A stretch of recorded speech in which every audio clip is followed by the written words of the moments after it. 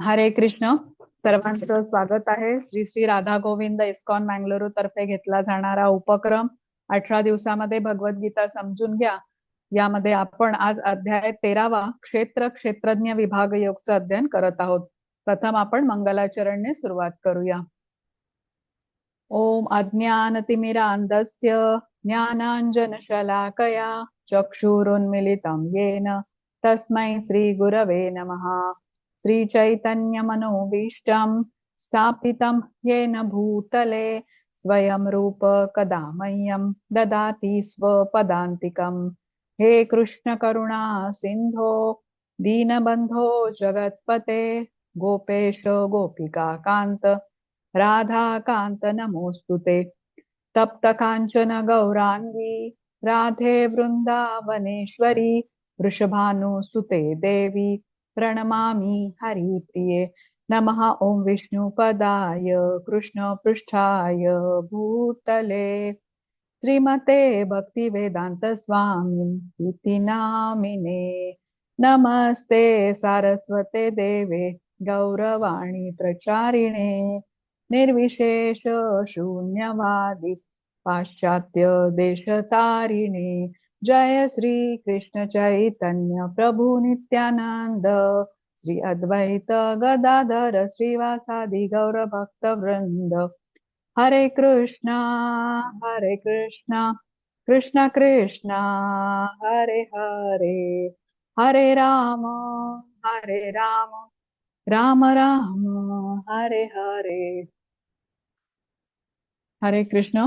सर्वांचं स्वागत आहे. सर्वात प्रथम आपण श्रीला प्रभुपाद यांना साष्टांग प्रणाम करूया, ज्यांनी आपल्याला समजेल अशा शब्दामध्ये भगवद्गीता आपल्याला समजावून सांगितली. त्यांनी लिहिलेल्या साध्या सोप्या भाषेमुळे भगवद्गीतेचं ज्ञान आपण ग्रहण करू शकत आहोत.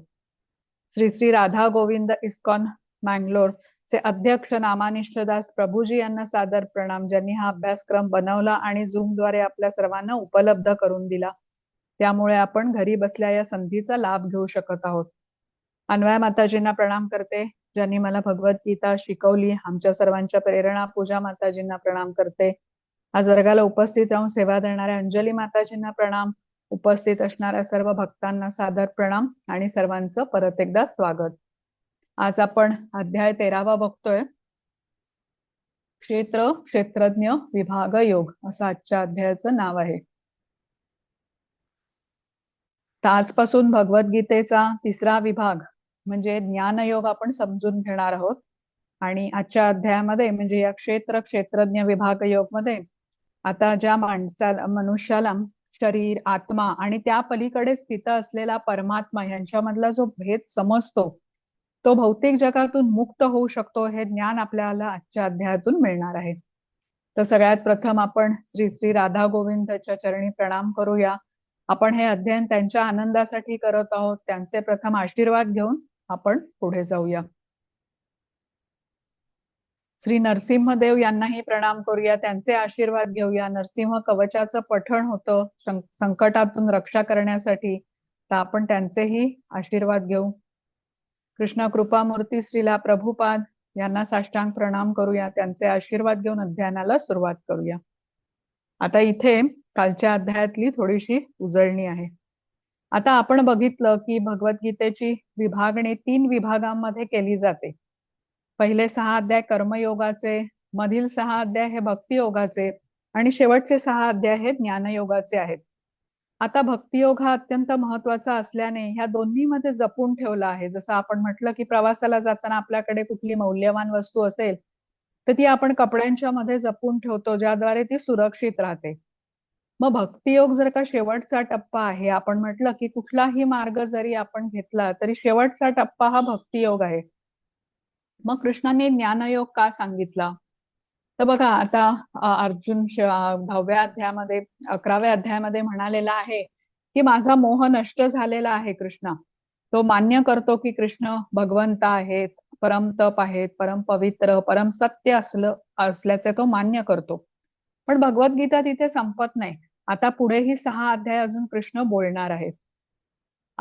भक्तीचं महत्व आपण जाणून घेतलेलं आहे. भक्तियोग आपण शिकलेला आहे. कालचा 12वा अध्याय आपण बघितला त्याच्यामध्ये. आणि सगळे मार्ग हे शेवटी भक्ती योगाकडे अग्रेसर होतात असंही जाणून घेतलेलं आहे. आणि आपण प्रयत्नही करतोय, पण कुठेतरी अजून आपण भौतिकाकडेही आकर्षित होतोय. म्हणजे इंद्रिय त्यांच्या तृप्तीकडे आकर्षित होतात आणि कुठेतरी आपल्याला भक्ती करण्याची पण इच्छा आहे. आपण 4 पावलं पुढे जातो, परत 2 पावलं मागे येतो. असं आपल्या बरोबर होतंय. तुमचाही अनुभव कदाचित हा असाच असेल. तर सापशिडीच्या खेळासारखं आहे. म्हणजे काही नंबर आपण पुढे जातो, मग साप परत आपल्याला कुठेतरी खाली नेऊन पोहोचवतो. आता आपल्याला माहिती असतं कुठल्या तरी एखाद्या मार्केटमध्ये जे खूप गजबजलेलं मार्केट आहे, खूप गर्दी आहे आणि त्या गर्दीचा फायदा उठवण्यासाठी तिथे त्या मार्केटमध्ये खूप पाकीटमार पण आहेत. मग अशा गजबजलेल्या मार्केटमध्ये आपण अतिशय दक्ष असतो, काळजी घेतो, आपले पैसे, आपला मोबाईल, पर्स वगैरे आपण जपून ठेवतो. तर श्रीला प्रभुपाद सांगतात की हे भौतिक जग कसं आहे ह्याच्यावरती माया शक्तीचा खूप अत्याधिक प्रभाव आहे. आणि त्यामुळे या भौतिक जगामध्ये पावलोपावली खूप संकटांचा सामना आपल्याला करावा लागतो आणि आपलं पतन होण्याची खूप शक्यता असते. आता इथे हे जे शेवटचे 6 अध्याय आहेत ज्ञानयोगाचे, हे आपल्याला ह्याबद्दलच ज्ञान देणार आहेत. आता भौतिक जगात राहून आपल्याला जर का सुटका करून घ्यायची असेल तर या मायेच्या प्रभावापासून आपल्याला वाचलं पाहिजे. कारण ही माया ह्या सापशिडीच्या सापासारखी आहे, आपलं पतन घडवून आणणारी आहे. हिच्यापासूनच आपलं रक्षण केलं पाहिजे. आता आपल्यामध्ये जे भक्तीचं बीज रुजलं आहे ते अंकुरित होऊन पुढे वाढीस लागण्यासाठी मायेच्या प्रभावापासून आपल्याला दूर राहायला पाहिजे. आपल्याला विश्वामित्रांचं उदाहरण माहिती आहे. अतिशय प्रगत असे ते योगी होते. अष्टांग योगाचा अनेक हजारो वर्ष त्यांनी अभ्यास केलेला होता ईश्वर प्राप्तीसाठी. तरीही त्यांचं 3 वेळा पतन झालं. पहिल्यांदा त्रिशंकूने त्यांना स्वर्गापर्यंत शिडी बांधायला सांगितली, त्यात त्यांचं तपोबल संपलं. त्याच्यानंतर अप्सरा मेनका त्यांच्या समोर आल्याने त्यांचं पतन झालं.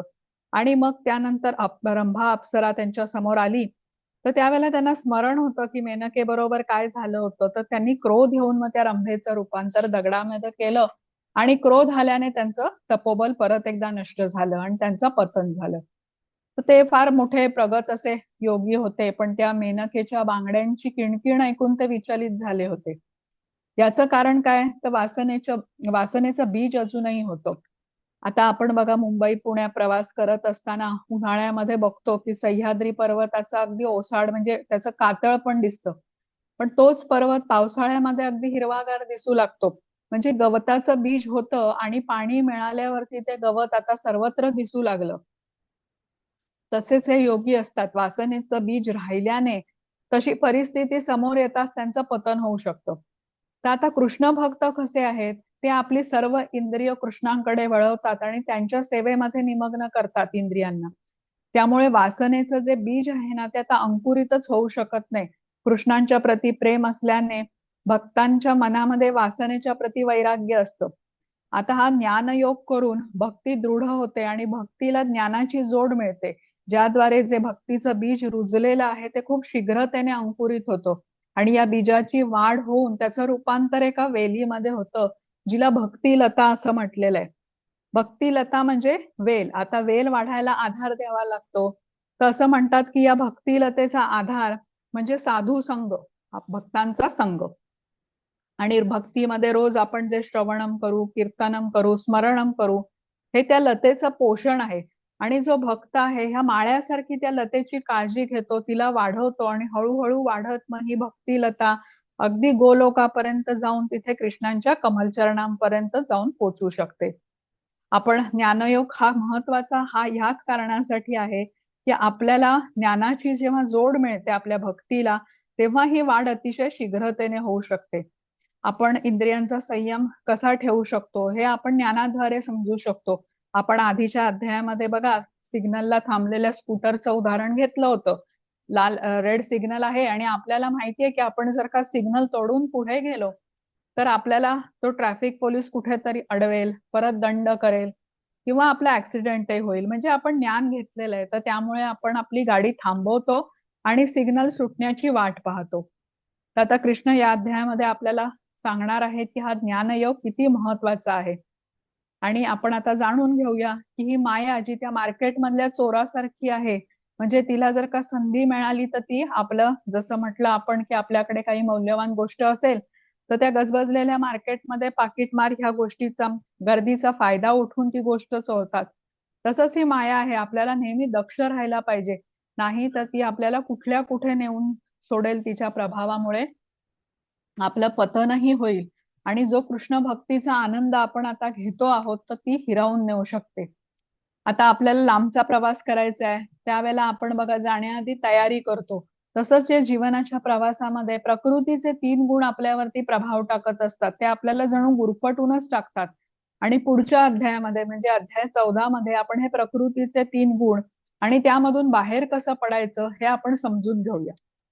आता आपण म्हटलं भक्तियोग सर्वोच्च आहे, पण मग अंतिम चरण जर का भक्तीच आहे, तर मग शेवटचे 6 अध्याय ज्ञान का दिलं गेलं आहे? तर या ज्ञानामुळे आपण हे प्रकृतीच्या त्रिगुणांचं जे बंधन आहे ना ते सोडवू शकतो आणि गुणांच्या वरती म्हणजे गुणातीत होऊन कृष्णांकडे वाटचाल करू शकतो. या त्रिगुणांच्या बंधनात असल्यामुळे आपल्याला बद्ध जीव म्हटलं जातं. तर हे ज्ञान आपल्याला भक्ती प्राप्त करायला मदत करतं ज्ञानयोगाचं. आता कर्मयोग आहे, ज्ञानयोग आहे, अष्टांग योग आहे, हे सर्व आपल्याला भक्तीकडेच आणून अग्रेसर करतात. भक्ती योगानेच भगवंतांची प्राप्ती होऊ शकते. भक्तियोग हा अंतिम टप्पा आहे आणि कृष्ण म्हणालेले आहेत अर्जुनाला की भक्त्या माम अभिजानाती, म्हणजे केवळ भक्तीनेच अर्जुना तू मला जाणू शकतोस. आपण बघूया इथे बघा शेवटचे 3 पॉइंट्स जे लिहिलेले आहेत की अध्याय हे जे शेवटचे 6 अध्याय आहेत ते आपल्याला भौतिक जगापासून स्वतःला बाहेर काढण्यासाठी आवश्यक तत्वज्ञानाचे ज्ञान देतात. या ज्ञानाचा उपयोग मायेपासून अलिप्त राहण्यासाठी आणि कृष्णाशी आसक्त होण्यासाठी होतो. म्हणून जेव्हा आपण भक्ती प्राप्त करण्यासाठी ज्ञानाचा उपयोग करतो तेव्हा तो भक्तीचा एक भाग बनतो. तर ज्ञानयोग शिकून घेण्याचं हे महत्व आहे की जेव्हा भक्तीला ज्ञानाची जोड मिळते तेव्हा आपली प्रगती ही अधिक शीघ्रतेने आपण करू शकतो. आता आजच्या अध्यायाची जी सुरुवात आहे ती अर्जुनाच्या प्रश्नांनी झालेली आहे. अर्जुन प्रश्न विचारतोय, प्रकृती म्हणजे काय, पुरुष म्हणजे काय, असे आपल्याला चार्ट मध्ये दिसत आहेत बघा. क्षेत्र म्हणजे काय, क्षेत्रज्ञ म्हणजे काय, ज्ञान म्हणजे काय आणि ज्ञेय म्हणजे काय. तर थोडक्यात समजून घेऊया आपण. प्रकृती म्हणजे काय, तर भौतिक सृष्टी. आणि भौतिक सृष्टी कशी आहे, परिवर्तनशील आहे, अस्थायी असते प्रकृती, सतत बदलत असते. या प्रकृतीमध्ये काय येतं, सर्व सृष्टी येते, तसंच आपणही येतो. त्याच्यानंतर आहे पुरुष म्हटलेलं आहे. आता पुरुष म्हणजे आपल्या मर्यादित ज्ञानामुळे आपण म्हणतो की स्त्री आणि पुरुष असा भेद आपण करतो, पण वास्तविकपणे पुरुष कोण आहेत तर कृष्ण आहेत. पुरुष म्हणजे आनंदाचा उपभोग घेणारा. आपण 5व्या अध्यायामध्ये शिकलेलो आहे की भोक्ता कोण आहेत तर कृष्ण आहेत. भोक्तारम यज्ञ तपसाम, कृष्णांनी आपण शांती सूत्रातला जो श्लोक शिकून घेतला होता. पण आपण काय समजतो की आपण भोग करतो जो तात्पुरता आनंद आहे, क्षणिक आनंद आहे, म्हणून आपण पुरुष. पण तसं नाहीये, वास्तविक भोक्ता हे कृष्ण आहेत, त्यामुळे वास्तविक पुरुषही कृष्णच आहेत. मग क्षेत्र म्हणजे काय तर आपलं शरीर. क्षेत्र म्हणजे कार्यक्षेत्र, कारण शरीरामार्फत आपण कार्य करत असतो. मग क्षेत्रज्ञ म्हणजे शरीराला जाणणारे. मग आपल्या शरीरामध्ये 2 जण असे आहेत की ते आपल्या शरीराला जाणतात. पहिलं म्हणजे आपला जीवात्मा किंवा आपला आत्मा आणि दुसरा म्हणजे परमात्मा. मग ज्ञान म्हणजे काय तर क्षेत्र आणि क्षेत्रज्ञ यातला फरक जाणणे म्हणजे ज्ञान. म्हणजे आत्मा आणि शरीर यांच्यातला फरक जाणणे म्हणजे ज्ञान. मग ज्ञेय म्हणजे परमात्मा कोण आहे. आता या ज्ञानाद्वारे आपलं काय ध्येय आहे, या ज्ञानाने आपल्याला कोणाला जाणायचंय तर परमात्म्याला जाणायचंय. आपलं आणि परमात्म्याचं काय नातं आहे हे जाणायचंय. त्यामुळे ज्ञानाचं ध्येय काय आहे तर परमात्म्याला जाणणे. आता हे ज्ञान घेतल्याने काय लाभ होतो तर आपली श्रद्धा उत्पन्न होते. बघा आपण म्हटलेलं आहे की श्रद्धा ही भक्तीची पहिली पायरी आहे. सगळ्यात पहिली पायरी आपण समजून घेतली होती श्रद्धा, त्याच्यानंतर साधू संग, मग भजन क्रिया, अनर्थ निवृत्ती, निष्ठा, रुची, आसक्ती, भावभक्ती आणि प्रेमभक्ती. आता ज्ञान घेतल्याने या पायऱ्या भक्तीच्या आपण एक एक करून चढत जातो आणि कृष्णांच्या जवळ पोचतो. त्यासाठी हा ज्ञानयोग खूप महत्वाचा आहे. आपण बघूया, वाचते मी. हरे कृष्ण. अर्जुन म्हणाला, हे कृष्ण, मला प्रकृती, पुरुष, क्षेत्र, क्षेत्रज्ञ आणि ज्ञान तथा ज्ञेय याविषयी जाणून घेण्याची इच्छा आहे. श्री भगवान म्हणाले, हे कौंतेया, या शरीराला क्षेत्र म्हटले जाते आणि जो या शरीराला जाणतो त्याला क्षेत्रज्ञ म्हटले जाते. आता अर्जुनाने जो प्रश्न विचारला आहे की कृपया मला प्रकृती, पुरुष, क्षेत्र, क्षेत्रज्ञ आणि ज्ञान आणि ज्ञेय याविषयी कृष्ण माहिती करून घ्यायचंय. आता यावरती कृष्ण आपल्याला उत्तर देणार आहेत. आपण बघूया काय ज्ञान मिळतं आपल्याला ह्याच्यातून ते. आता पुढच्या श्लोकामध्ये आपल्याला इथे स्लाइडद्वारा हे सांगितलेलं आहे, पण मी प्रथम तुम्हाला ही स्लाइड समजावून सांगते. आता बघा, माझ्या शरीरामध्ये काय होतंय, क्षेत्र म्हणजे आपण म्हटलं शरीर, आणि क्षेत्रज्ञ म्हणजे काय, याला क्षेत्राला जाणणारा, ते दोन असतात, कोण, आत्मा आणि परमात्मा. आता माझ्या शरीरामध्ये काय होतंय हे दुसरं कोणी सांगू शकत नाही, किंवा दुसऱ्याच्या शरीरात काय होत आहे हे मी सांगू शकत नाही. पण सर्व शरीरांना जाणणारा कोण आहे, तर परमात्मा आहे. आपला आत्मा फक्त आपल्या शरीराबद्दल जाणू शकतो, पण परमात्मा कसा आहे, सर्व शरीरांना तो जाणतो. परमात्मा आपल्या शरीरात साक्षी म्हणून असतो. आपण म्हणतो ना, हृदयस्थळी परमात्मा म्हणून साक्षी असतो कृष्ण. तर सर्व काही आपण जे करतो ते बघत असतात, पण प्रतिक्रिया मात्र देत नाही. आपण सरकारी नियम जरी तोडले तरी त्यातून कदाचित आपण वाचू शकतो, पण भगवंतांचा नियम तोडून त्याच्यातून वाचू शकत नाही, कारण भगवंत सगळं बघत असतात. तर आपल्या हृदयामध्ये ते स्थित असतात, त्यामुळे आपण केलेल्या बऱ्या वाईट सगळ्या गोष्टी ते साक्षी रूपाने बघत असतात. आपल्याला इतरांच्या पासून आपण लपवू शकतो, पण भगवंतांपासून त्यासाठी आपण काहीच लपवू शकत नाही. आता क्षेत्र म्हणजे आपण म्हटलं की आपलं शरीर, आणि या शरीराला जाणणारे दोन जण, जीवात्मा आणि परमात्मा. आता ह्यावरती आधारित ही जी स्लाइड आहे ह्याच्यावरून आपल्याला जास्त अधिकपणे समजून येईल.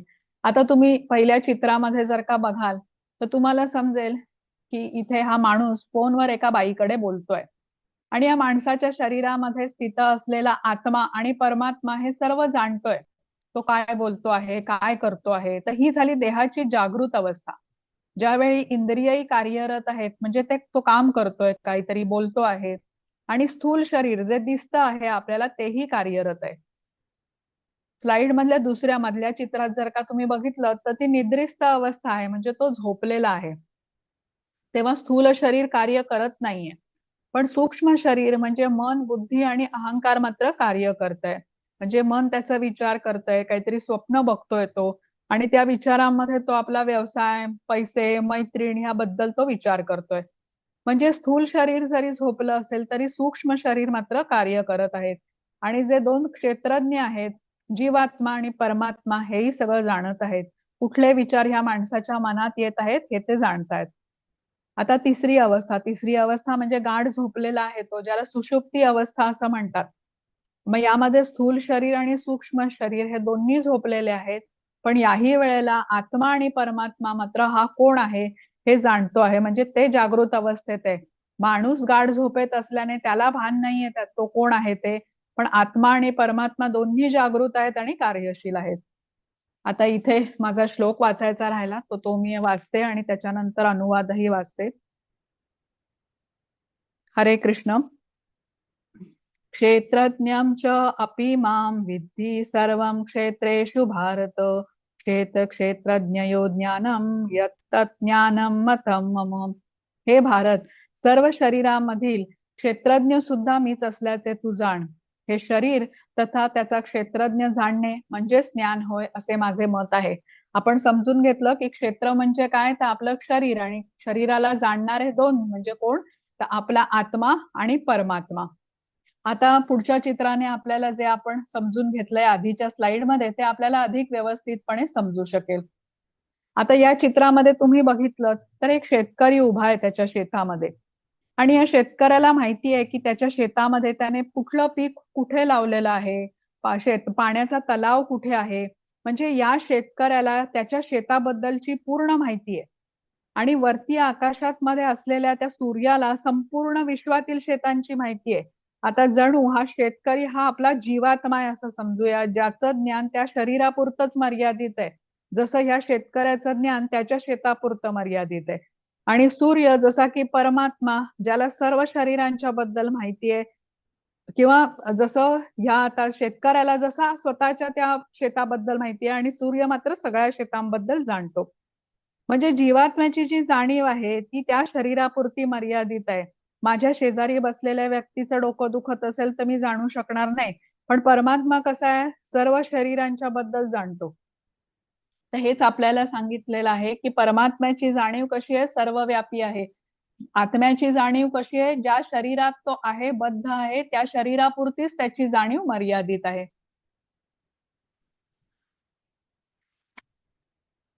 क्षेत्राचे आणि क्षेत्रज्ञाचे हे ज्ञान विविध ऋषींनी विविध वैदिक ग्रंथामध्ये वर्णित केले आहे. विशेष करून हे ज्ञान सर्व कारण परिणामांसहित वेदांत सूत्रांमध्ये सर्व तथ्यांसहित प्रस्तुत करण्यात आले आहे.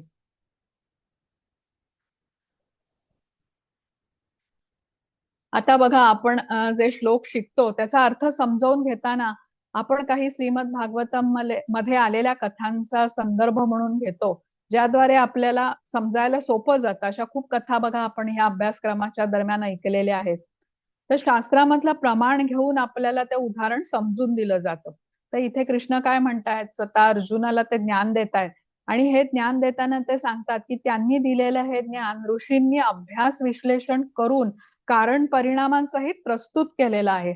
आता इथे चित्रामध्ये जे दाखवलेले आहेत ते वेदव्यास आहेत आणि वेदव्यास कसे होते, अत्यंत म्हणजे त्यांनी एकाहून एक श्रेष्ठ असे ग्रंथ रचले, वेद लिहिले, उपनिषद लिहिली आणि एवढे एकाहून एक श्रेष्ठ ग्रंथ लिहून सुद्धा त्यांना समाधान वाटत नव्हतं.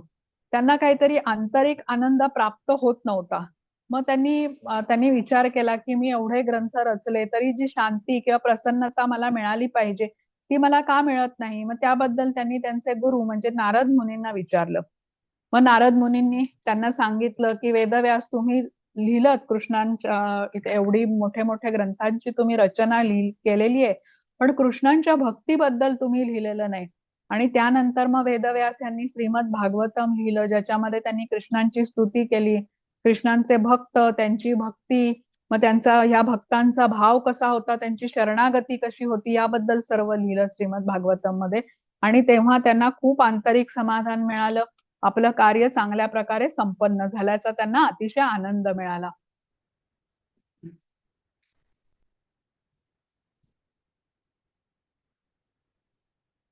आता आपण आपलं जे स्थूल शरीर आहे म्हणजे बाह्य शरीर, तर ते आपलं एकमेकांना दिसू शकतं, जे पंचमहाभूतांचं बनलेलं असतं. पंचमहाभूत कुठली आहेत, तर पृथ्वी, जल, अग्नी, वायू आणि आकाश. आता बाह्य शरीराच्या आतमध्ये या शरीराचे महत्वाचे अवयव असतात, हाडं असतात, रक्तवाहिन्या असतात, स्नायू असतात, म्हणजे एक रचना असते.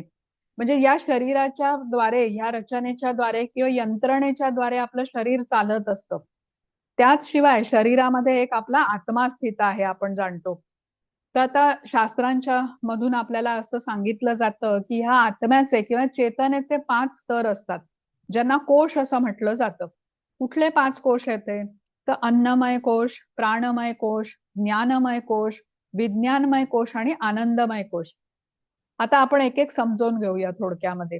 बघा, ज्याची चेतना अन्नमय कोशावरती या स्तरावरती आहे, तुम्ही जर का त्या चित्रामध्ये पाहिला तर अन्नमय कोश हा सगळ्यात खाली आहे. तर ज्याची चेतना ह्या अन्नमय कोश या स्तरावरती आहे, त्याच्यासाठी सर्व काही अन्नच असतं, म्हणजे जणू काही केवळ तो अन्नासाठीच जगत असतो. बहुतेक वेळेला वृक्ष, प्राणी किंवा लहान बाळ ह्याच्यामध्ये हा अन्नमय कोश आपल्याला स्पष्टपणे दिसतो. जसं लहान बाळ केवळ भूक लागली तर रडतं, म्हणजे त्याची चेतना तेवढ्यापर्यंतच पोचलेली असते. ज्यांची चेतना सर्वात कमी पातळीला आहे, म्हणजे अन्न खाणं किंवा पोट भरणं हेच त्यांना महत्वाचं आहे, त्यांच्यामध्ये आपल्याला हा अन्नमय कोश दिसतो, कारण हा फार विकसित नसतो. आता अन्नमय कोशाच्या पेक्षा सूक्ष्म हा प्राणमय कोश असतो, जो 5 प्राणांनी बनलेला असतो. प्राण, अपान, व्यान, उदान आणि समान. आता हा जो प्राणमय कोश असतो तो आपला पहिला श्वास घेतल्यापासून शेवटचा श्वास घेईपर्यंत कार्यरत असतो. प्रदूषणाचा परिणाम ह्या प्राणमय कोशावरती होतो, म्हणून स्वच्छ हवेत राहणे, स्वच्छ सूर्यप्रकाश घेणे, प्राणायाम करणे याला खूप महत्व दिलं जातं. आता हा प्राणमय कोश जर का व्यवस्थित असेल तर अन्नमय कोश म्हणजे जे स्थूल शरीर आपलं आहे तेही अतिशय सुदृढ आणि निरोगी असतं. जसं अन्नमय कोशातील चेतना आपण बघितली, मी अन्न आहे एवढीच असते, तर प्राणमय कोशातील चेतना थोडीशी प्रगत म्हणजे मी जिवंत आहे इथपर्यंतच पोहोचलेली असते. जसं आपल्या घरी बघा मांजर येतं, ते दूध प्यायला येताना असं दबकत लपत छपत येतं, किंवा जंगलामधलं हरिण असतं ते वाघापासून आपला बचाव करीत ते वावरत असतं, किंवा काही माणसं असतात तीही आपल्याला खूप जपण्याचा प्रयत्न करत असतात, म्हणजे आपलं शरीर जपण्याचा, कारण ही आता चेतना त्यांची तिथपर्यंतच असते. त्यानंतरचा कोश आहे ज्ञानमय कोश किंवा मनोमय कोश. आता बघा, ज्या माणसांची चेतना मनोमय कोशापर्यंत विकसित झाली आहे त्यांना विशिष्ट प्रकारच्या आवडीनिवडी असतात. त्यांचं मन कुठेतरी चांगल्या कामामध्ये गुंतलेलं असतं. त्यांना शास्त्रीय संगीत ऐकायला आवडतं, त्यांना दर्जेदार पुस्तकं वाचायला आवडतात, कारण हा ज्ञानमय कोशापर्यंत त्या पोहोचलेले आहेत किंवा मनोमय कोशा त्यांचा विकसित झालेला आहे. आता हा कोश चांगला राहावा म्हणून कसं विचार चांगले असले पाहिजेत. एक प्रकारचं संयमित जीवन त्याला जगावं लागतं. आपण काय वाचतो, काय ऐकतो, काय खातो हे विचारपूर्वक ठरवून काम करावं लागतं, कारण या सर्व गोष्टींचा परिणाम या कोशावरती होत असतो. म्हणजे शरीर निरोगी ठेवण्यासाठी बघा, काही लोक डाएट करतात, डाएट रिस्ट्रिक्शन्स पाळतात, खाण्यापिण्यावरती नियंत्रण ठेवतात. तसंच मन निरोगी ठेवण्यासाठी पण काही आपल्याला नियम पाळावे लागतात, तिथेही रिस्ट्रिक्शन्स ठरवावी लागतात. आता काही मुलांना त्यांची आई बघा अगदी लहानपणापासूनच सवय लावते फास्ट फूड खाण्याची. मग अशी मुलं जे घरगुती साधं जेवण आहे ना, भाजी पोळी काय म्हणतात तसं, ते खाऊ शकत नाहीत, त्यांना ते आवडत नाही. तसंच आपल्या मनाला आपण बघा काही अनकॉन्शियसली सवयी लावून देतो. टीव्ही वरती मालिका असतात किंवा वेब सिरीज वगैरे सारखं जे चालू असतं, याच्यामध्ये काय विषय असतात, जास्त तर हिंसा, अवैध संबंध, कपट, कारस्थान असंच त्याच्यावरती ते चाललेले असतात त्या मालिका. तर आता बघा, ह्याचा प्रभाव मनोमय कोशावर पडत असतो आणि हे मनाचं डाएट बनतं, मनाचा आहार बनतो. मग अशा व्यक्तीला तुम्ही जर का कृष्णाबद्दलचं कुठलं पुस्तक वाचायला दिलं किंवा हा आपला उपक्रम सांगितला जॉईन करायला, ते करू शकणार नाहीत, कारण त्यांचा रस कुठे असतो, त्या हिंसक, अनैतिक संबंध, कट कारस्थानं, षडयंत्र अशा विषयात त्यांना तो रस येतो, रुची तिथे वाटत असते. जसं आता अन्नाला शरीराची गरज आहे आणि जे ठराविक अन्न खाल्ल्यावरती शरीराला बरं वाटतं, तसंच मनाचं पण आहे. जे विषय मनाला बघण्याची आपण सवय करून दिलेली आहे ते बघायला, ते वाचायला मिळाले नाहीत तर मन स्थिर राहत नाही आणि जे पाहिजे ते मिळवण्याची धडपड सुरू होते. आता हे जे अशांत मन असतं, तो शांत करण्याचा एकमेव उपाय म्हणजे मंत्राचा जप, कारण मंत्र हे आध्यात्मिक जगातून मिळालेलं साधन आहे आणि जे आपल्याला हळूहळू आता मनाला शांत करू शकतं, कारण आपल्याला मनाचं जे डाएट बदलायचं आहे ना, त्याच्यासाठी हे आपल्याला उपयोगी पडतं. जसं शरीराला योग्य अशा कुठल्या गोष्टी आपण खायच्या हे आपल्याला आहार तज्ञ सांगतात, डायटिशियन चार्ट बनवून देतात, तसंच मनाला शांत आणि निरोगी ठेवण्यासाठी जप करण्याचं महत्व आपल्याला सांगितलेलं आहे. आता ह्या मनोमय कोशाचं आरोग्य जर का उत्तम असेल तर प्राणमय कोश आणि अन्नमय कोश हे दोन्ही निरोगी आणि उत्तम राहतात. या उलट जर का मनोमय कोश निरोगी नाही तर तो व्यक्ती रागीट असतो, त्याचा श्वासोच्छ्वास वेगात सुरू असतो, कारण हे सर्व कोश कसे आहेत, इंटरलिंक्ड आहेत, एकमेकांवरती ते आधारित आहेत आणि परिणाम सर्वांवरती दिसतात. त्यामुळे अशा लोकांना ज्यांचा मनोमय कोश निरोगी नाही यांना उच्च रक्तदाबाचा त्रास जाणवतो.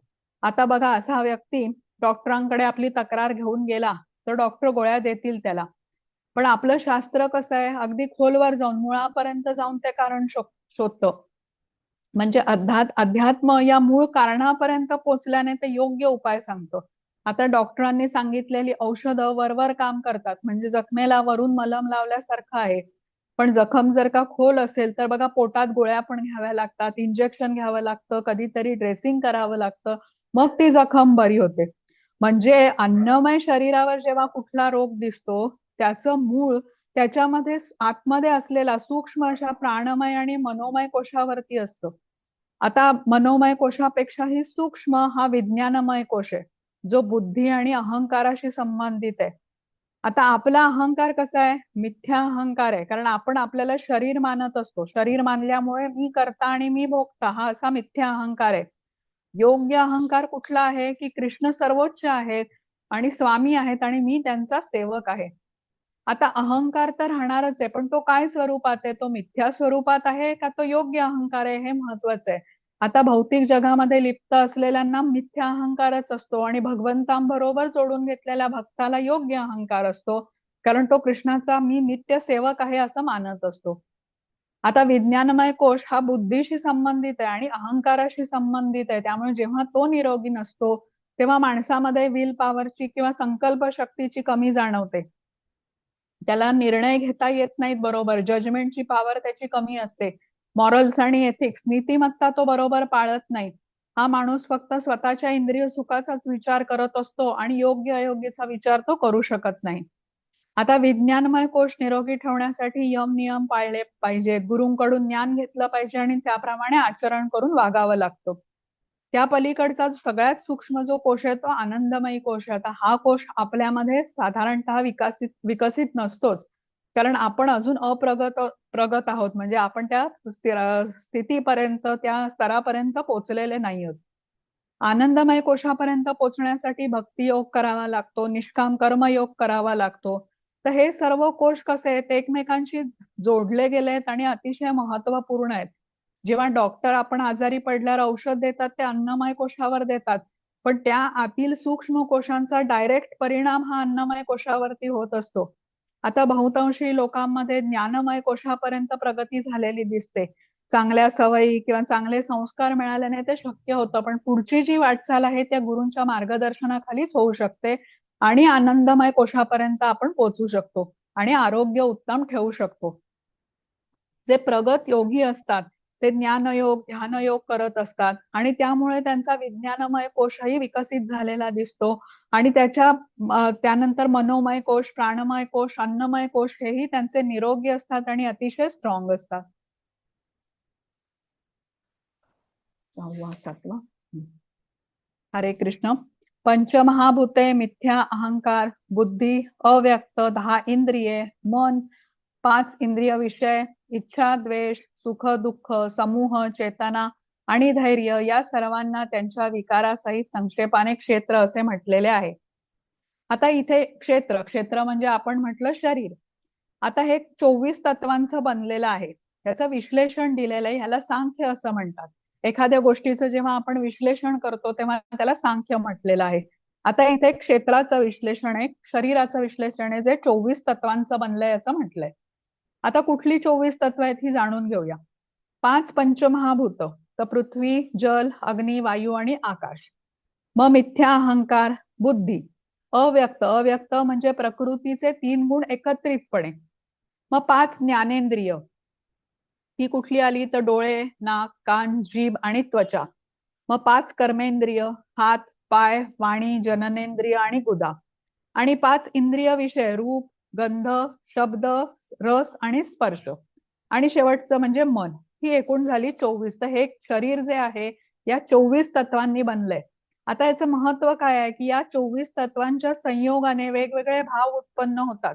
सुख, दुःख, इच्छा, द्वेष या अशा अनेक भावना म्हणा, हे या सर्व 24 तत्वांच्या संयोगामुळे होतात. त्याला सांख्य म्हटलं जातं किंवा प्रकृतीचं विश्लेषण म्हटलं जातं आणि या तत्वांच्या परस्पर संबंधामधूनच या वेगवेगळ्या भावना तयार होत असतात. हा, आता आपण म्हटलं की हे आपलं क्षेत्र जे आहे शरीर, हे 24 तत्वांचं बनलेलं आहे आणि ज्यामध्ये हा आत्मा आपला अडकलेला आहे.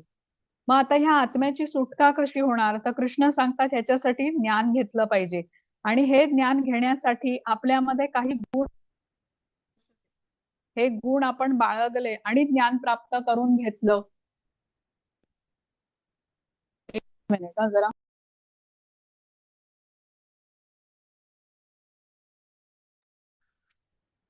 हा, हे ज्ञान आपण घेण्यासाठी आपल्याला काही गुण बाळगावे लागतात आणि हे गुण आपण बाळगले आणि ज्ञान प्राप्त करून घेतलं तर त्यावेळेला आपल्याला आत्मा जो आहे आपला तो कृष्णधामात जाण्यासाठी मदत होते. तर या गुणांबद्दल इथे ह्याच्यामध्ये अनुवादामध्ये सांगितलेलं आहे.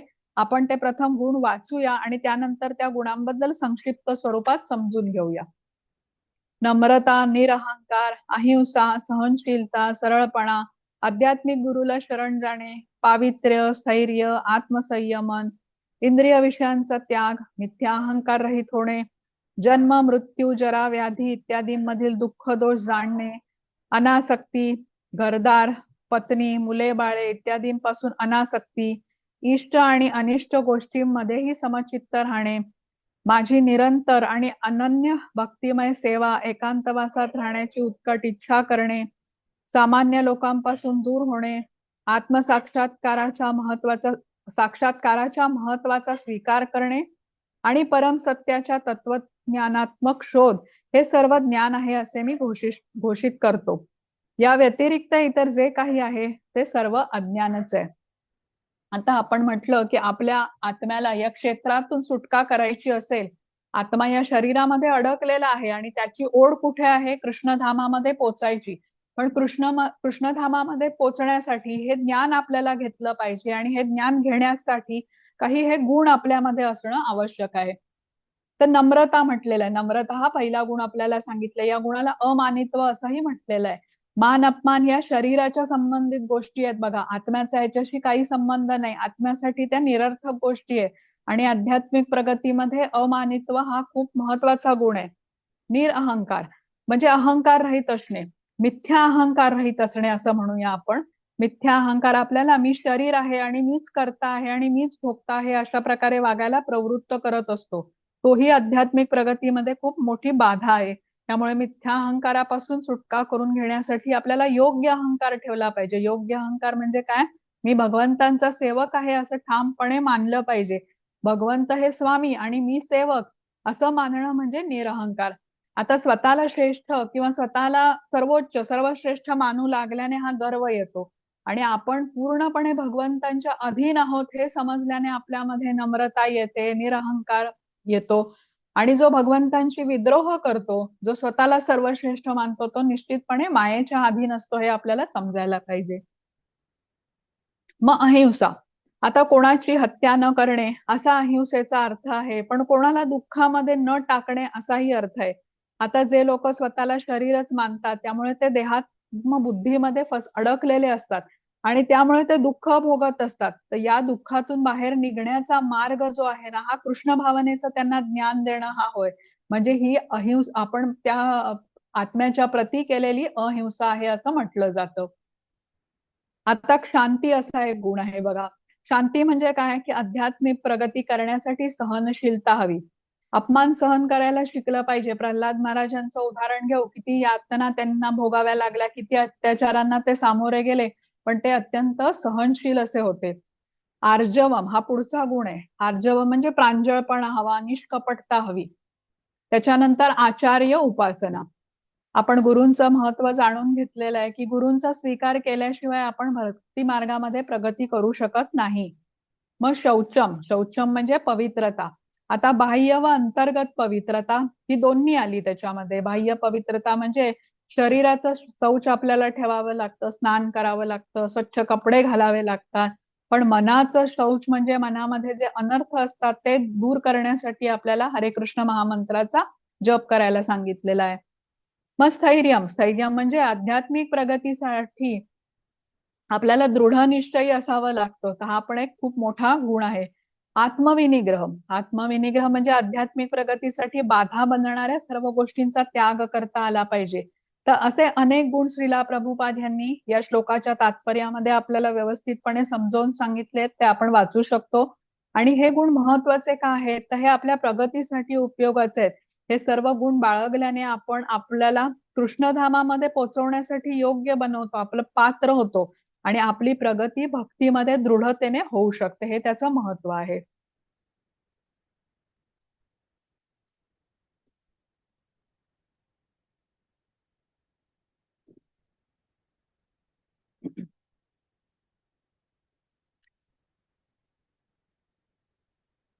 हा, हरे कृष्ण. ज्ञेय म्हणजे काय याचे वर्णन मी आता तुला करून सांगतो. ते जाणल्याने तू अमृताचे आस्वादन करू शकशील. अनादी आणि माझ्या अधीन असणारे ब्रह्म हे भौतिक जगताच्या कार्यकारणांच्या पलीकडे आहे. आता परमात्मा म्हणजे आपण म्हटलं की आपलं क्षेत्र म्हणजे शरीर आणि या शरीराला जाणणारा आत्मा आणि परमात्मा. म्हणजे परमात्मा पण क्षेत्रज्ञ आहेत. म्हणजे कोण आहेत ते? कृष्ण आहेत. आणि कृष्णांचं एक नाव ऋषिकेश असंही आहे, ज्यांना इंद्रियांचा स्वामी असं त्याचा अर्थ आहे. आता कृष्णांची इंद्रिय कशी आहेत? ही दिव्य स्वरूपाची आहेत, हे आपण समजून घेऊया. ऋषिकेश या नावाचा अर्थच आहे इंद्रियांचे स्वामी. पण कृष्णांची इंद्रिय ही आध्यात्मिक स्वरूपाची असतात. आपल्यासारख्या बद्ध जीवांची इंद्रिय ही भौतिक स्वरूपाची असतात आणि त्यामुळे ती इंद्रिय मर्यादित क्षमतेची असतात. पण भगवंतांची इंद्रिय ही दिव्य आणि अलौकिक स्वरूपाची असल्यामुळे त्यांची क्षमता ही अमर्यादित आहे. जसं भगवंतांचे हात हे कसे आहेत, दिव्य स्वरूपाचे आहेत. त्यामुळे भक्तांनी अर्पण केलेल्या सर्व गोष्टींचा ते स्वीकार करू शकतात.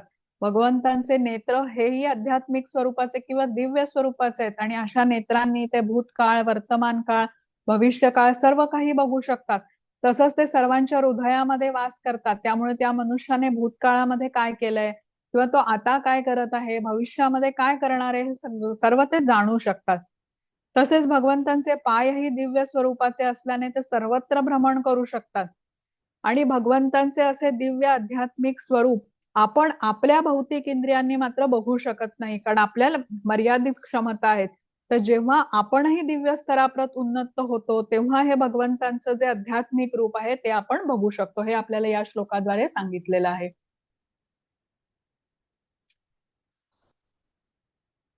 हरे कृष्ण. सर्वेंद्रिय गुणाभासम सर्व इंद्रिय विवर्जितम असक्तम सर्वभूत च एव निर्गुणम गुणभोक्तु च. परमात्मा सर्व इंद्रियांचे मूळ उगमस्थान आहे, पण तरीही तो इंद्रिय रहित आहे. तो सर्व जीवांचा पालन करता असला तरी अनासक्तच आहे. तो प्राकृतिक गुणांच्या पलीकडे आहे आणि त्याच वेळी सर्व प्राकृतिक गुणांचा तो स्वामीही आहे. आपल्याला वेदांवरून कळतं की भगवंत जसे जीवाच्या आतमध्ये असतात तसेच ते बाहेरही असतात. म्हणजे भौतिक आणि आध्यात्मिक दोन्ही जगामध्ये भगवंत आहेत हे आपण समजून घेऊया. आता जसं आध्यात्मिक जग म्हणजे आपण म्हटलं वैकुंठ धाम आहे किंवा गोलोक धाम आहे. हे अत्यंत दूर असलेल्या ठिकाणी पण भगवंत आहेत आणि अगदी आपल्या जवळ म्हणजे आपल्या हृदयातही ते आहेत. पण आपली अपूर्ण इंद्रियामुळे आपल्या भौतिक मनामुळे आपण त्यांना जाणू शकत नाही. तर जेव्हा भक्तिमय सेवेमध्ये आपण संलग्न होतो, कालांतराने आपली अशुद्धता आपली निघून जाते, अनर्थ आपल्या हृदयातून निघून जातात, तेव्हा भक्त हा भगवंतांना सतत पाहू शकतो आणि भगवत प्रेम प्राप्त करू शकतो. आता इथे पुढच्या चित्रामध्ये दाखवलेलं आहे बघा की उत्तरेच्या गर्भामध्ये परीक्षित होते आणि या परीक्षितावरती अभिमन्यूने अश्वत्थामाने ब्रह्मास्त्र सोडलेलं होतं. परीक्षित हा अभिमन्यू आणि उत्तरेचे पुत्र होते आणि अर्जुनाचा नातू होता. ते ब्रह्मास्त्र कसं असतं, अतिशय अचूक असं असतं, घातक असं असतं आणि ज्यावरती ते सोडलं जातं तर त्याचा ते नाश करण्याची शक्ती त्याच्यामध्ये असते. ते इथे उत्तरा कृष्णांना प्रणाम करते आणि त्यांना विनंती करते की तिच्या गर्भातल्या परीक्षिताचं रक्षण करण्यासाठी. आता तेव्हा कृष्ण जे आता परीक्षिताच्या हृदयामध्येही आहेत तर ते बाहेरूनही परीक्षिताचं रक्षण करतात, कारण ते ब्रह्मास्त्रापासून त्याचा बचाव करतात. म्हणजे तर हे जे बालक असतं ते जन्मास आल्यानंतर इथे तिथे बघून परीक्षण करतात, त्या दिव्य पुरुषाला शोधत असतात की ज्याने गर्भामध्ये माझं रक्षण केलं, तो कुठे दिसतो का हे ते पाहत असतात. म्हणून त्यांचं नाव परीक्षित असं ठेवलं गेलंय, अशी ही कथा आहे. हा इथे तेच दाखवलंय बघा. उत्तरेच्या गर्भात असलेल्या उत्तरा विनंती करते कृष्णांना. आता कृष्णांचं हे स्वरूप कसं आहे, दिव्य असंच स्वरूप असतं त्यांचं. आपण त्यांचं मस्तक, मुख, पाय इत्यादी काही पाहू शकलो नाही तरी ते मात्र सर्व इंद्रियांनी युक्त आहेत. पण आपण जेव्हा दिव्य स्तराप्रत उन्नत होतो तेव्हा आपण त्यांचं रूप पाहू शकतो. आपल्या भौतिक इंद्रियामुळे आपण त्यांचं आध्यात्मिक स्वरूप पाहू शकत नाही. म्हणूनच माया शक्तीने प्रभावित असलेले जे निर्विशेषवादी असतात ना, ते भगवंतांना जाणू शकत नाही. याचं कारण तेच आहे. आपण पुढचा श्लोक बघू आता.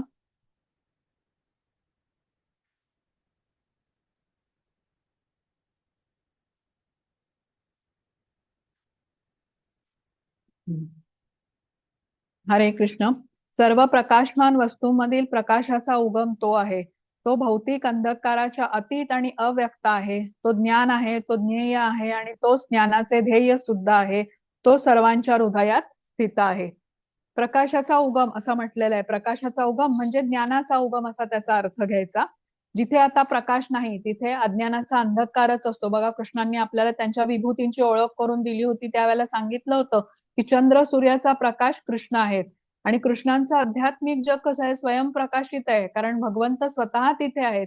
त्यामुळे त्यांच्या भौतिक जगामध्ये जसे आता भौतिक जगाला प्रकाशमान करण्यासाठी चंद्र सूर्य नक्षत्रांची गरज भासते, तसं आध्यात्मिक जगाला चंद्र सूर्य च्या प्रकाशाची गरज नसते. कृष्णांच्या तेजानेच आध्यात्मिक जग हे प्रकाशमान असते.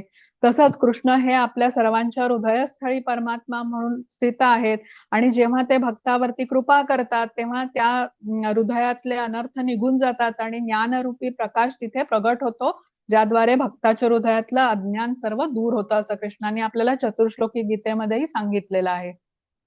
आता पुढचा श्लोक बघू आपण. 19. हरे कृष्ण. याप्रमाणे क्षेत्र, ज्ञान आणि ज्ञेय यांचं संक्षिप्त वर्णन मी तुला सांगितले आहे. केवळ माझा भक्तच हे पूर्णपणे जाणून माझ्या स्वभावाला प्राप्त होऊ शकतो. आता इथे कृष्ण सांगतात की हे जे मी तुला आतापर्यंत सांगितलं ते केवळ माझं भक्तच समजू शकतात, म्हणजे हे ज्ञान केवळ भक्तीद्वारेच प्राप्त होऊ शकतं. भगवद्गीतेचं ज्ञान आपल्याला समजून घ्यायचं असेल तर आपण म्हटलं भक्तीची पहिली पायरी म्हणजे श्रद्धा हवी. आपण म्हटलं ना, पहिल्या अध्यायामध्येच आपण समजून घेतलं होतं की भगवद्गीतेचं ज्ञान जर का आपल्याला घ्यायचं असेल तर आपली मानसिकता कशी अर्जुनासारखी पाहिजे, तर श्रद्धा ही फार महत्वाची असते आणि ही श्रद्धा दृढ होण्यासाठी मार्ग आपल्याला कृष्णांनी श्रीला प्रभुपादांनी काय सांगितलेला आहे, तो म्हणजे जप करायचा. महामंत्राचा जप करण्याचं महत्व आणि लाभ आपण समजून आतापर्यंत घेतच आहोत. तर जेव्हा आपण जप करायला सुरुवात करू तेव्हा ह्याची प्रत्यक्ष अनुभूती पण घेऊ शकतो. आता एक माळेचा जप करायचा महामंत्राचा, तो फक्त 8 किंवा 10 मिनिटं लागतात आणि सवयीने अजून कमी वेळ लागतो. तसंच मंदिरातर्फे आपल्याला रोज मंगल आरती आणि जप हे करण्यासाठी, म्हणजे भक्त रोज एकत्र करतात, त्याच्यामध्येही आपण सहभाग घेऊ शकतो. तर ही प्रत्यक्ष अनुभूती घेण्यासाठी आपल्याला हे सुरू केलं पाहिजे. आपण म्हणतो ना, भगवद्गीतेचं आचरण आपल्याला केलं पाहिजे, तर ते इथे महत्वाचं आहे. आता इथे स्लाइड मध्ये जे चित्र आहे त्याच्यामध्ये 2 पक्षी दाखवलेले आहेत. आता हा जो फळ खाणारा पक्षी आहे तो जीवात्मा आहे आणि त्याच्याकडे बघणारा जो पक्षी आहे तो परमात्मा आहे. आता परमात्मा बघतोय की हा जीवात्मा फळ खाऊन आत्ता संपेल आणि मग त्याचं लक्ष माझ्याकडे जाईल. पण जीवात्मा कसा आहे, एका फांदीवरून दुसऱ्या फांदीवर आवडत्या फळाच्या शोधामध्ये फिरतोय. मग हे झाड सोडून तो दुसऱ्या झाडावर जातोय. त्याला वाटतंय की त्या दुसऱ्या झाडावरती गोड फळं मिळतील म्हणून तो तिथे शोधत राहतोय. आणि परमात्मा बघतो की ह्याची इच्छा आत्ता संपेल, आत्ता हा माझ्याकडे बघेल, पण ते होतच नाहीये. तर जीवात्मा फळ शोधण्यामध्ये इतका मग्न आहे की चुकून सुद्धा परमात्म्याकडे तो बघत नाही. पण ज्या क्षणी जीवात्मा परमात्म्याकडे म्हणजे कृष्णाकडे बघतो त्या क्षणी कृष्ण त्याचा हात पकडून त्याला कृष्णधामात जायचा रस्ता दाखवतात. तर हे सर्व हे आपलंच वर्णन आहे बघा. आपण कृष्णांच्या असेच विस्मरणात असतो, बद्ध आत्मे आहोत आपण. किती संधी आपल्या समोर कृष्ण देतात, त्यांच्याकडे त्यांचं आपलं लक्ष वेधून घेण्याचा प्रयत्न करतात, पण आपण मात्र पूर्ण दुर्लक्ष करतो. आपण इंद्रिय तृप्तीमध्येच व्यस्त असतो. जसं त्या पक्षाचं वर्णन आहे ना, की ह्या झाडावरून त्या झाडावर, या फांदीवरून त्या फांदीवर फळ शोधण्यात तो गुंतलेला आहे. 20वा श्लोक आहे. हरे कृष्ण. भौतिक प्रकृती आणि जीव हे दोन्ही अनादी असल्याचे जाण. त्यांचे विकार आणि त्रिगुण हे भौतिक प्रकृतीपासून उत्पन्न होतात. आता कृष्ण इथे काय सांगतात की भौतिक प्रकृती आणि जीव हे दोन्ही अनादी आहेत. आपल्याला माहितीये की किती प्राण्यांच्या 84 लाख प्रजाती आहेत बघा. जीवांच्या, प्राण्यांच्या नाही, जीवांच्या 84 लाख प्रजाती आहेत. आणि या एवढ्या प्रजाती जीवांच्या का आहेत? कारण आत्म्याच्या अनंत वासना आहेत, अनंत इच्छा आहेत. त्या पूर्ण करण्यासाठीच तो आत्मा त्या त्या प्रजातीपैकी एक शरीर धारण करत असतो. आता या जीवाच्या वासना किंवा इच्छा या कधी न संपणाऱ्या असल्याने जीव आणि प्रकृती दोन्हीही अनादी आहेत म्हटलं जातं. आता जीवात्मा आपल्या इच्छा पूर्ण करण्यासाठी त्या त्या शरीरात येतो. तसंच बघा, आता आपणही असा प्रवास करत, अनेक जन्मांचा प्रवास करत, या सर्व पार पाडत, या प्रजातींमधून जात आपण मानव जन्मामध्ये आलेलो आहे. आणि हा एकमेव जन्म आहे आपल्याला इथे ज्ञान घेण्याचा. तर भगवद्गीतेमध्ये जे ज्ञान प्राप्त करतो आहे ते आपण प्राप्त करून आपल्याला ऊर्ध्व दिशेने प्रगती करायची. कारण आपण या अध्यायाच्या सुरुवातीला म्हटलं ना की आपण भौतिक जगात असल्याने माया शक्तीचा प्रभाव इथे खूप आहे, जे आपल्या पतनाला कारणीभूत होते. तर आता आपला संपर्क भगवद्गीतेशी आला आहे, तर त्यामुळे आपल्याला ही संधी आहे की हे ज्ञान प्राप्त करून कृष्णधामामध्ये जाण्यासाठी आपल्याला पावलं उचलायची आहेत, उलट्या दिशेने आपल्याला नाही जायचं आहे. पुढचा श्लोक बघू आपण 20. हरे कृष्ण. कार्यकारण कर्तृत्वे हेतु प्रकृतिरुच्यते पुरुषः सुख दुःखानां भोक्तृत्वे हेतु उच्यते. प्रकृती सर्व भौतिक कार्यकारणांना कारणीभूत असल्याचे म्हटले जाते, तर जीव या संसारातील विविध सुख दुःखांच्या उपभोगास कारणीभूत असल्याचे म्हटले जाते. आता बघा, आपल्या काही विशेष इच्छा पूर्ण करण्यासाठी, म्हणजे ज्या आत्म्याच्या वासना आहेत त्या पूर्ण करण्यासाठी शरीर आपल्याला प्राप्त होतो आणि प्रकृतीच्या गुणाद्वारे कर्म करायला आपण बद्ध होतो. म्हणजे जिथे कारण आहे म्हणूनच तो परिणाम आहे. आता एक मनुष्य जो अनियंत्रितपणे मांसाहार करतोय असं बघूया. आता इथे चित्रामध्ये दाखवलंय, त्याला अतिशय मांसाहार करण्याची आवड आहे, तर पुढच्या जन्मी बघा त्याला कदाचित वाघाचं शरीर मिळू शकतं. किंवा एखादा काहीही मनुष्य आहे पण तो काहीही विचार न करता खातो, कसंही अन्न समोर आलं, शिळं असेल, नासलेलं असेल, दुर्गंधीयुक्त असेल, तेही अन्न तो आवडीने खातोय. मग त्याला डुकराचं शरीरही मिळू शकेल, जिथे त्याची जी ही इच्छा आहे ना, विचार न करता अन्न खाण्याची, तो अधिक चांगल्या प्रकारे पूर्ण करू शकेल. पण एकदा का त्याला आता डुकराचं शरीर प्राप्त झालं, तर त्याला अगदी साजूक तुपातले स्वादिष्ट लाडू जरी खाऊ घातले ना, तरी त्याला आनंद मिळणार नाही. कारण तो प्रकृतीच्या त्या गुणामुळे आता तशा प्रकारे कर्म करण्यामध्ये बद्ध झाला. आता ज्याला हत्तीचं शरीर मिळालं, त्याला 2 घास खाऊन त्याचं पोट भरेल का? नाही, त्याला ढीगभर अन्न खावंच लागणार. तर तसंच हे सांगितलंय. तर जीव कसा आहे, फक्त सुख दुःख भोगत असतो, कार्य सगळं प्रकृती करत असते. कारण आपल्याला आपण शरीरच मानून बसलेलो आहे. आता जो माणूस हा विचार न करता हावरटपणे मांसाहार करतो आहे, त्याच्या हृदयामध्ये स्थित असलेला परमात्मा काय म्हणेल, की हे मनुष्याचं शरीर मी ह्या जीवाला का दिलं होतं? असं हावरटपणे मांसाहार करण्यासाठी दिलेलं नाहीये. मग ह्याला जर का एवढीच आवड आहे अशा प्रकारे अन्न खायची, आहार खाण्याची, काहीही विचार न करता हा खातोय, तर पुढचं शरीर त्याला मी एका डुकराचं देईन, जिथे तो मनसोक्तपणे काहीही खाऊ शकेल, अगदी प्राण्याची विष्ठा पण खाऊ शकेल. तर इथे काय समजून घ्यायचंय, की नुसता भोग आपण करूच शकत नाही, भोगाबरोबर दुःखही येतच. पण आपली इंद्रिय जेव्हा आपण कृष्णांकडे वळवतो, तेव्हा आपल्याला खरा आनंद प्राप्त होऊ शकतो. खरा आनंद यामध्येच असतो, कृष्ण भक्तीमध्येच आनंद असतो. गुलाबजामाचा स्वाद बघा, जिभेवर असेपर्यंतच तो सुख आहे. पण भगवंत भक्तीचा आनंद कसा आहे? हा आनंद शाश्वत स्वरूपाचा आहे, भौतिक सुखांसारखा क्षणभंगूर नाहीये. आता एखादा माणूस त्याच्या परिस्थितीला कोणी दुसरा कारणीभूत आहे असं म्हणू शकत नाही. आता हा श्लोक समजून घेतल्यानंतर हे आपल्याला समजतं. आपल्याला श्लोकामधून समजलं की जीवात्म्याच्या ज्या न संपणाऱ्या इच्छा असतात, त्यामुळे तो प्रकृतीच्या त्या त्या गुणाद्वारे बद्ध होतो आणि कर्म करतो. आपल्याला काय गतजन्माचं स्मरण नाहीये, त्यामुळे एखाद्याच्या बरोबर आता ह्या जन्मी काही वाईट होत असेल, तर त्याने पूर्वजन्मामध्ये काय केलेलं आहे हा त्याचा परिणाम असतो. आत्ताच्या जन्मात तो जे भोगत असतो तो. तर त्यासाठी कोणा दुसऱ्याला जबाबदार ठरवून आपल्याला चालत नाही. कारण आपण समजून घेतलं, जिथे कारण आहे तिथेच परिणाम आहे. आता एखादा सिनेमा किंवा टीव्हीवरच्या मालिका असतात बघा, त्याचा भाग दुसरा आपण पाहण्यास सुरू केलं, पण आपल्याला काही समजून येत नाही त्याच्यामध्ये, की हे असं कॅरेक्टर का वागतंय, ही बाई अशी का वागते, हा माणूस असा का वागतोय, याचाच अर्थ आपण पहिला भाग पाहिलेला नाहीये. तसंच चांगल्या माणसाबरोबर जेव्हा वाईट होताना दिसतं, त्याचं उत्तर हे असं आहे, कारण तो गतजन्मामध्ये काय करून आलेला आहे हे आपल्याला माहिती नाही. कसं आहे ना, कर्माची गुंतागुंत समजून घेणं फार कठीण आहे. 4थ्या अध्यायातला 17वा श्लोक आहे बघा.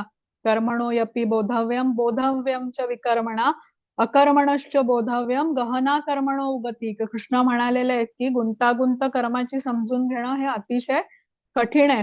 पण एक गोष्ट निश्चित आहे की इथे क्रॉस कनेक्शन नाही, म्हणजे जो जे करेल त्याचे परिणाम भोगेल. करावं कोणी आणि भोगावं कोणी असं निश्चित होत नाहीये. तर हे खूप महत्वाचं आहे. तर एक इथे बघा, मी मध्ये ना भजन ऐकलं होतं की मेरे दाता के दरबार में सब लोगों का खाता, जो कोई जैसी करनी करता वैसा ही फल पाता. क्या साधु क्या संत गृहस्थी, क्या राजा क्या रानी, प्रभु के पुस्तक में लिखी है सबकी कर्म कहानी.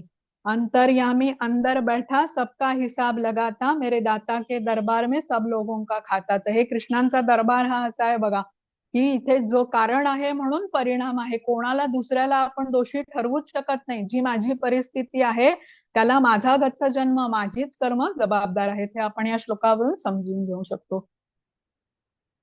22वा श्लोक आहे. हरे कृष्ण. पुरुषः प्रकृतिस्थो हि भुंक्ते प्रकृतिजान् गुणान् कारणं गुणसंगोऽस्य सत् असद् योनिजन्मसु. याप्रमाणे जीवात्मा प्रकृतीच्या त्रिगुणांचा भोग करीत भौतिक प्रकृतीमध्ये जीवन व्यतीत करतो. भौतिक प्रकृतीशी संग केल्यामुळे असे घडते. याप्रमाणे त्याला विविध योनींमध्ये बरे वाईट प्राप्त होते. आता प्रकृतीचे 3 गुण याबद्दल आपण उद्याच्या अध्यायात म्हणजे अध्याय 14 मध्ये समजून घेणार आहोत सविस्तर. त्यावेळेला मी तुम्हाला हे सांगेन. तर आपण समजून इथे काय घ्यायचंय की प्रकृतीच्या 3 गुणात बद्ध होऊन आपण कर्म करतो, त्यांच्या प्रभावामुळे आपण कर्म करतो. जणू प्रकृतीचे 3 गुण आपल्याला कठपुतळी सारखंच नाचवतात. कठपुतळी तुम्हाला माहितीये की त्याचं नियंत्रण कोणीतरी दुसरा करत असतो, पण त्यामुळे तो बद्ध असते, ती बाहुली जी असते ती बद्ध असते.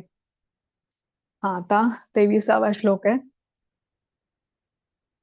हरे कृष्ण. उपद्रष्टा अनुमंता च भर्ता भोक्ता महेश्वरा परमात्मेति च अपि उक्तो देहे अस्मिन् पुरुषः परः. तरीही या शरीरामध्ये दुसरा एक दिव्य भोक्ता आहे, तो महेश्वर, साक्षी तथा अनुमती देणारा आहे, तो परमात्मा म्हणून जाणला जातो. बघा, आपण समजतो की आपण कर्ता आहोत आणि प्रत्यक्षात पहिला कर्ता कोण आहे, तर या श्लोकामध्ये आपल्याला सांगितलंय पहिला कर्ता प्रकृती आहे. मग जीवात्मा आहे कारण तो इच्छा करतो, आणि तिसरा परमात्मा कारण तो अनुमती देतो त्या कृतीची. 18व्या अध्यायामध्ये याबद्दल आपण अधिक जाणून घेणार आहोत. आता इथे समजून घेऊया की जीवात्म्याची जी इच्छा असते तिथे परमात्मा योग्य आणि अयोग्य असा हस्तक्षेप करत नाही. तो फक्त साक्षी असतो. परमात्मा केवळ बघत असतो. म्हणजे आपण जो विचार करतो बघा, तो परमात्म्यापासून आपण म्हटलं ना लपवू शकत नाही, कारण परमात्मा साक्षी आहेत पण ते प्रतिक्रिया देत नाही, हृदयामध्ये स्थित आहेत. त्यामुळे आपण कुठली इच्छा करतो हे खूप महत्वाचं आहे, कारण भगवंत त्या इच्छेला अनुमती देतात. चांगले विचार आपण ठेवले तर चांगल्या योग्य इच्छा आपण करू, आणि त्यामुळे भगवंत हे केवळ हस्तक्षेप करत नाहीत, केवळ साक्षी असतात, म्हणून त्यांना उपद्रष्टा म्हटलं जातं आणि अनुमती देतात म्हणून अनुमंता असंही म्हटलं जातं.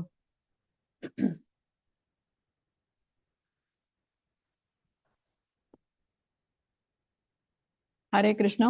जो मनुष्य भौतिक प्रकृती, जीव आणि त्रिगुणांचे विकार या संबंधीचे तत्व जाणतो त्याला निश्चितच मोक्ष प्राप्ती होते.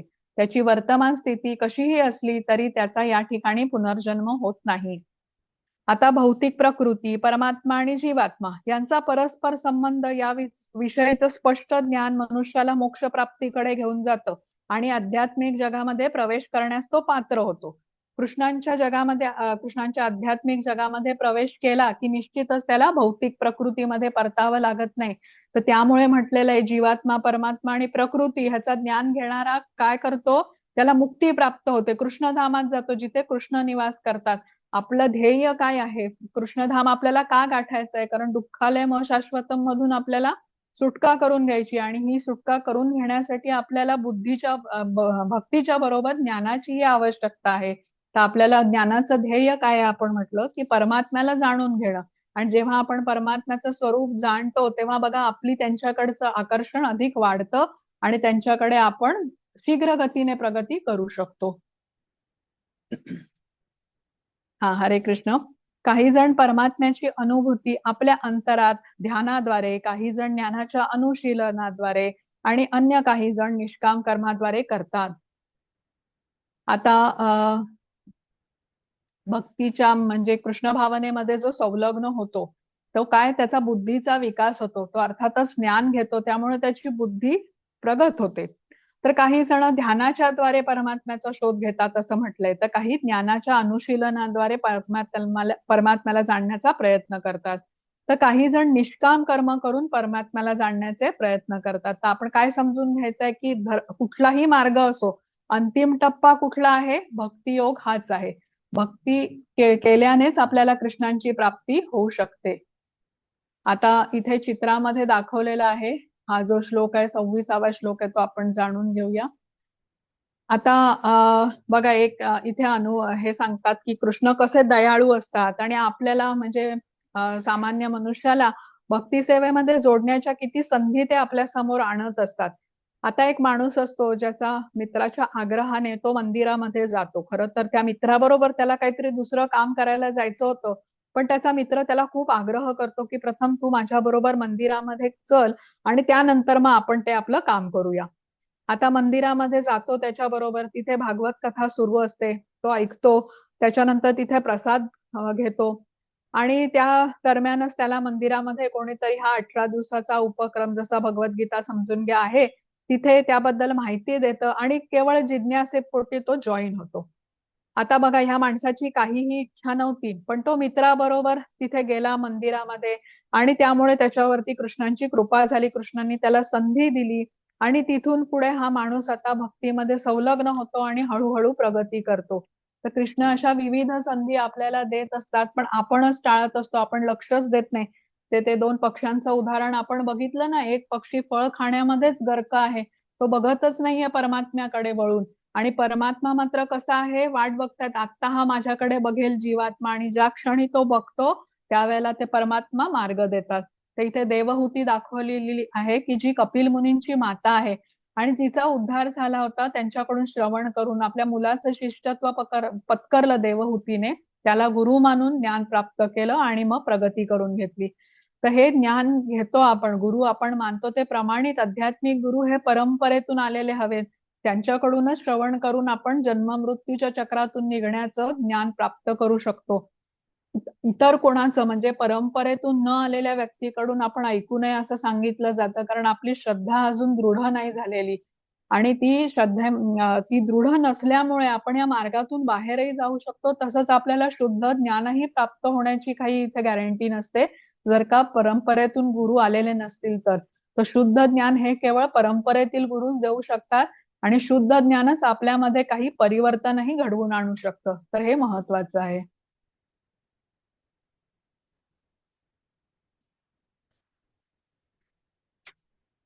हा, हरे कृष्ण. हे भरतर्षभ, चर आणि अचर असे तू जे काही अस्तित्वात पाहत आहेस ते क्षेत्र आणि क्षेत्रज्ञ यांच्या केवळ संयोगातूनच निर्माण होतं हे तू जाण. आता इथे काय सांगितलंय की सर्व सृष्ट पदार्थ या भौतिक प्रकृती मधले हे जीव आणि प्रकृती यांच्या संयोगानेच तयार होतात. म्हणजे परा आणि पराशक्तीचा आणि अपराशक्तीचा संपर्क आल्यावरच वस्तूची उत्पत्ती होते. आता जीव कसा आहे, पराशक्ती, आणि सृष्टी कशी आहे, अपराशक्ती. आता या दोन्हींचे नियंत्रक मात्र कोण आहेत, कृष्णच आहेत. हे आपण जाणलेलं आहे आधी.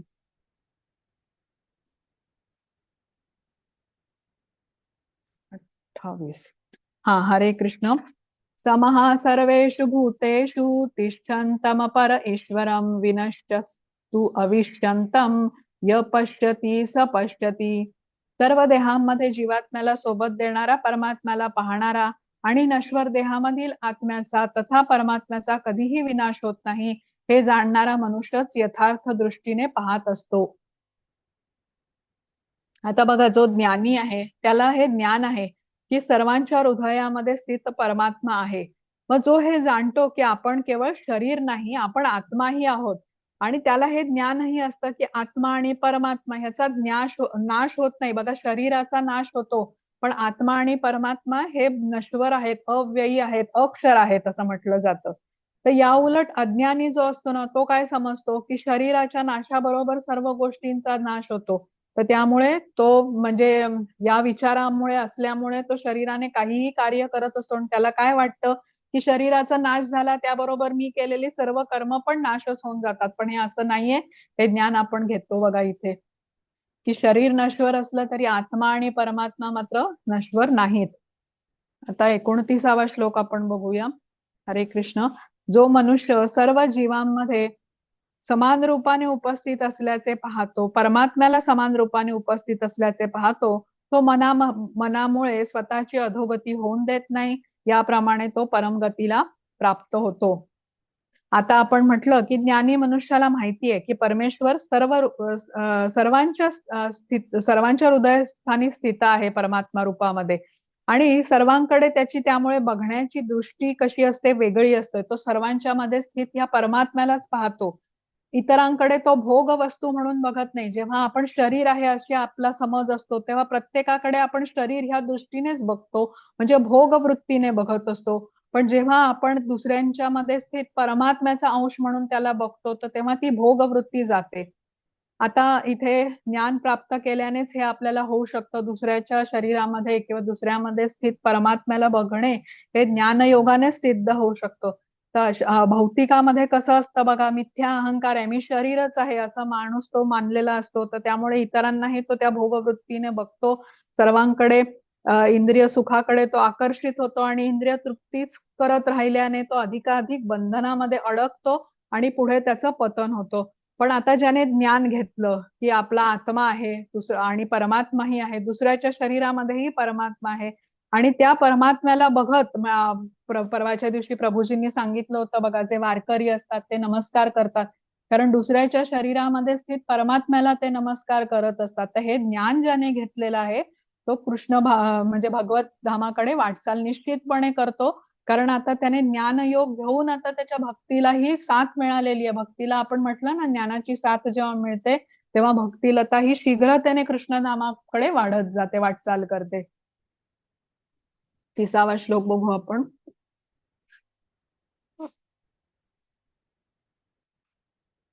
हा, हरे कृष्ण.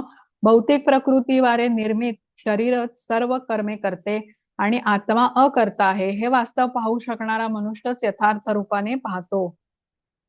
आता गतकाळातील इच्छेनुसार माणसाला वर्तमान देहाची प्राप्ती होते, आपण जाणून घेतलं. तर इच्छापूर्ती करण्यासाठीच त्याला त्या देहाची प्राप्ती झालेली असते.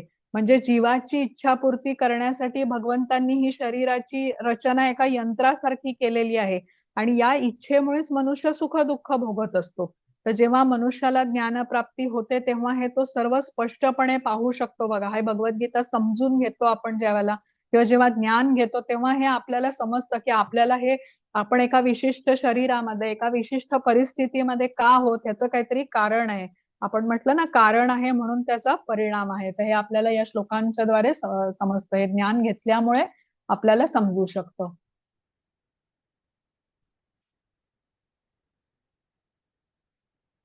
हा, हरे कृष्ण. आकाश सर्वव्यापी असूनही आपल्या सूक्ष्मत्वामुळे कोणत्याही वस्तूमध्ये लिप्त होत नाही. त्याचप्रमाणे ब्रह्मदृष्टीमध्ये स्थित झालेला आत्मा शरीरामध्ये लिप्त होत नाही. आता आत्मा कसा आहे, हा शरीराहून वेगळा आहे. तो शरीरात जरी स्थित असला तरी तो सूक्ष्म असल्यामुळे तो शरीरापासून अलिप्त राहू शकतो. जसा आता वायू आहे बघा, इथे आकाश दाखवलेलं आहे. वायू सर्वत्र असतो पण तो कशातही लिप्त होत नाही. तर शरीराच्या विनाशानंतरही अलिप्त असल्याने आत्मा शरीर सोडून बाहेर पडू शकतो. तर शरीर हे कसं आहे, तात्पुरतं आवरण आहे आत्म्यासाठी, पण आत्मा सूक्ष्म असल्यामुळे तो त्याच्यामध्ये लिप्त होत नाही असं आपल्याला समजून घेता येतं.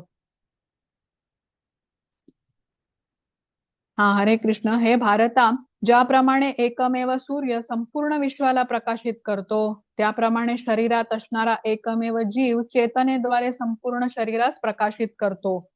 बघा, जसा सूर्य म्हटलेला आहे संपूर्ण विश्वाला प्रकाशित करतो, तसाच आत्मा आपल्या चैतन्याने शरीराला प्रकाशित करतो. म्हणजे आपण म्हणतो ना, माणूस गेला, मृत्यू पावला, तर काय गेलं, तर त्यातलं चैतन्य गेलं, म्हणजे आत्मा निघून गेला. तर शरीरासाठी चैतन्य म्हणजे तो आत्मा आहे. या आत्माच शरीराला चैतन्याने प्रकाशित करतो असं सांगितलेलं आहे आपल्याला.